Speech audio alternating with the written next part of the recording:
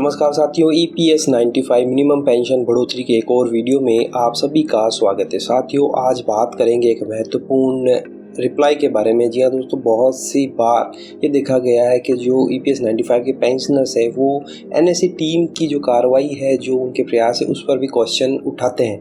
तो इसी का रिप्लाई एक EPS 95 के जो पेंशनर्स है, NSE टीम के महत्वपूर्ण पदाधिकारी, उन्होंने इसका रिप्लाई दिया है। तो आज के इस वीडियो में हम इसी के बारे में बात करने वाले हैं। वीडियो को आप अंत तक जरूर देखिए ताकि आपको सच्चाई का पता चल सके और क्या ग्राउंड लेवल पे होता है उसके बारे में आपको पता चल सके। तो यहाँ पर आप देख सकते हैं ये मैसेज है, ये रिप्लाई एक तरह से ये इसको कह सकते हैं। तो यहाँ ये लिखा है इन्होंने, प्रिय मुकेश जी, आपकी राय सही है, परंतु राष्ट्रीय संघर्ष समिति EPS 95 पेंशनर हित के लिए बिना किसी दल, पार्टी, पॉलिटिक्स के सामाजिक सुरक्षा के लिए वरिष्ठ नागरिकों के कल्याण और सुरक्षा के प्रयास कर रही है।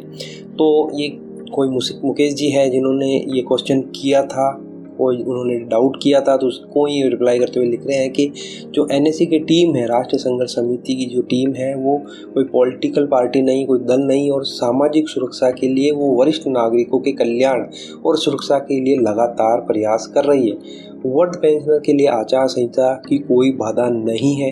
केंद्र सरकार, आदरणीय मोदी जी, प्रधानमंत्री महोदय आज चुनाव के मध्य भी चाहे तो पेंशन वृद्धि की कल्याणकारी घोषणा कर सकते हैं। तो यहाँ ये लिख रहे हैं कि आज भी अगर केंद्र सरकार और मोदी जी चाहें तो आचार संहिता लगने के बावजूद भी पेंशन बढ़ोतरी कर सकते हैं।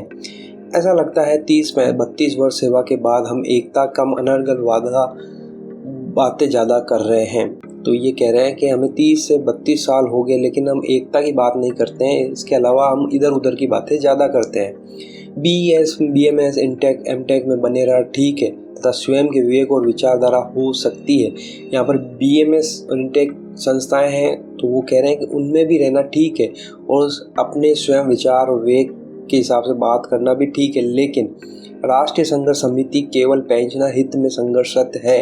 यदि EPS 95 pensioner commander Shri Ashok Rawat के साथ संगठित होकर EPS पेंशन के जायज़ हक की लड़ाई में होकर मांग करे तो कोश्यारी कमेटी रिपोर्ट के अनुसार 7,500 प्लस DA 15,000 माह स्वीकृत आदेश अभी पारित हो जाएंगे। तो ये कह रहे हैं कि हमें एकता में रहकर, एक साथ मिलकर, NSE के अध्यक्ष कमांडर अशोक रावत जी के साथ में मिलकर हमें अपनी EPS पेंशन की जायज़ और हक की लड़ाई को लड़ना चाहिए।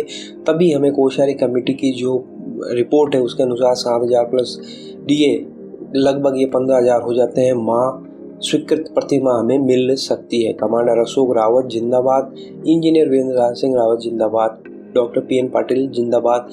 ये लिखा है श्री शशि भान विदोरिया, प्रदेश अध्यक्ष। तो यहाँ पर इन्होंने रिप्लाई किया है। बहुत सारे पेंशनर्स का डाउट का क्वेश्चन था कि NSE सही तरीके से प्रयास नहीं करी, तो इसी का इन्होंने रिप्लाई दिया है। और मुझे भी लगता है कि NSE सामाजिक कल्याण और वरिष्ठ नागरिकों के लिए लगातार कार्य करे, इनमें उनका कोई भी पर्सनल इंटरेस्ट नहीं है, क्योंकि इस उम्र में कौन ऐसा व्यक्ति है जो सड़कों पर और देश के इधर उधर भागों में जाकर वृद्ध पेंशनरों के लिए लड़ाई लगे। क्योंकि कमांडर अशोक रावत जी खुद एक रिटायर्ड ऑफिसर हैं, उनको ऑलरेडी पेंशन आती है, तो उनको इन चीज़ों में पढ़ने का कोई पर्सनल इंटरेस्ट नहीं है। वो सामाजिक कल्याण और वृद्ध पेंशनरों की हक की लड़ाई लड़ रहे हैं। आपका इस बारे में क्या विचार है, क्या सुझाव है, कमेंट बॉक्स में ज़रूर बताइए। वीडियो अच्छा लगे तो लाइक शेयर कर दीजिएगा।